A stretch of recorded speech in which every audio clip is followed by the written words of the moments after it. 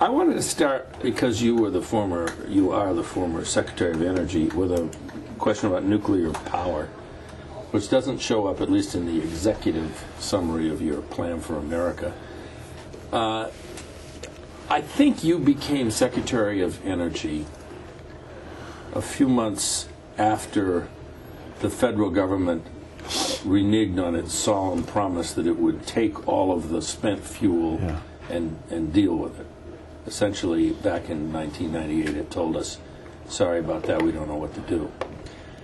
We're about 15 miles as the crow flies from a nuclear plant that not only is chock-a-block with spent fuel, but has just gotten permission to raise its power output by 20%, and has applied to the NRC for permission to operate for 20 more years. This at a time when its cooling tower collapsed, and they're trying to put it back together again. Just recently, right? Yes, this past fall. I preface all of this by asking you, because I assume you're something of an expert on this or knowledgeable.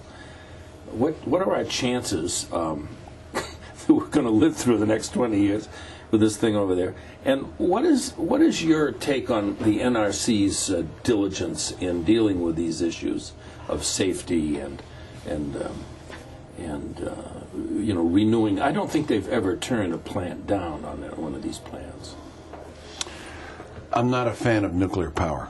I believe on the positive side, nuclear power does not emit greenhouse gas emissions, but I believe it gets favored treatment from the federal government in terms of subsidies, in terms of research, especially in the subsidy area. If you look at the last energy bill 2 years ago, which I think was a disaster, oil, nuclear, and coal got all the subsidies, and I think the future of this country, which is renewable sources and renewable fuel and clean energy, didn't. And by the way, the Senate just killed a bill last night that would have more tax incentives to renewables, which I'm a strong advocate. So I think nuclear, one, should not get the favored treatment, tax treatment, subsidies that it gets. Secondly, there's still, as you mentioned, some safety issues related to nuclear that need to be dealt with.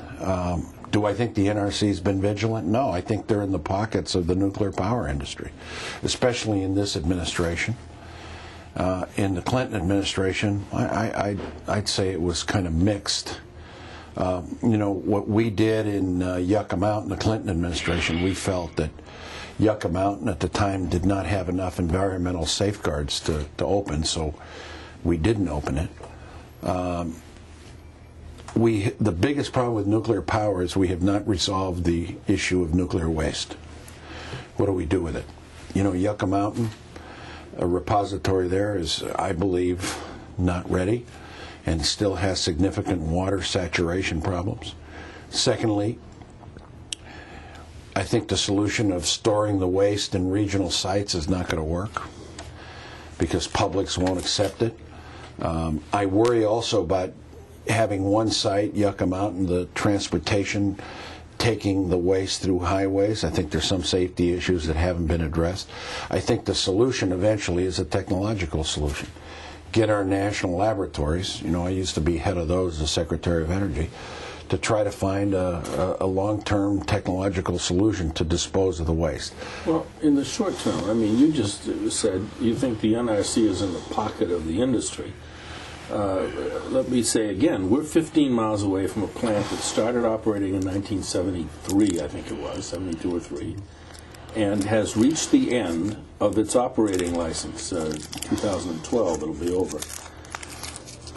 It wants to go another 20 years, kind of a geriatric nuclear plant.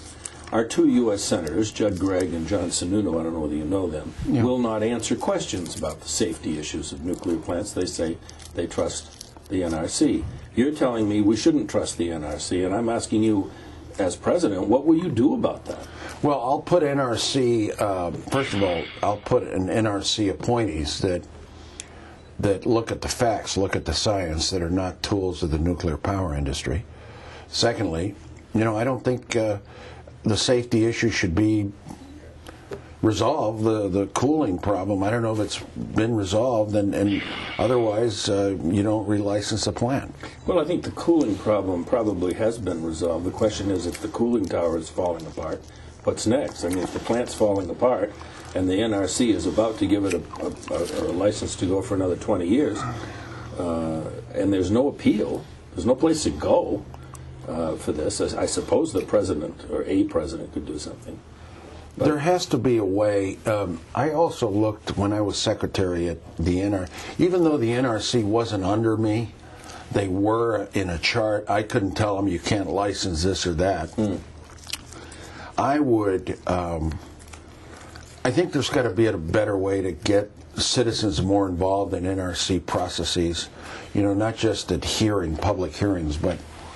You know, when I was a secretary of DOE, at least for low-level nuclear waste, I appointed citizens groups that had a say. You know, that would be my advisory groups as secretary. My sense is that you folks have no input. You know, I would fully examine the safety issues.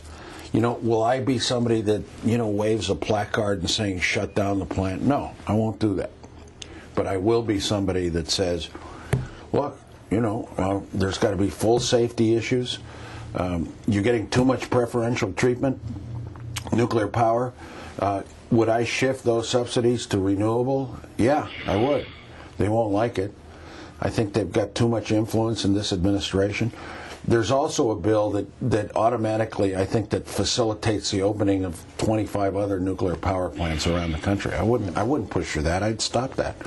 I want there to be competition, but I think the future of our energy policy should be to reduce greenhouse gas emissions, to reduce our dependence on fossil fuels by a massive shift to 50% by the year 2020 to renewable fuels, to renewable sources, to 50 miles per gallon fuel efficiency. You know, instead of 35, the Congress is weak. It's pathetic. 35, what is it now, 30? Oh, that's nothing. I would also have a mandate that says 30% of our electricity should be renewable by the year 2020. A lot of states are doing it. My state's already at 15.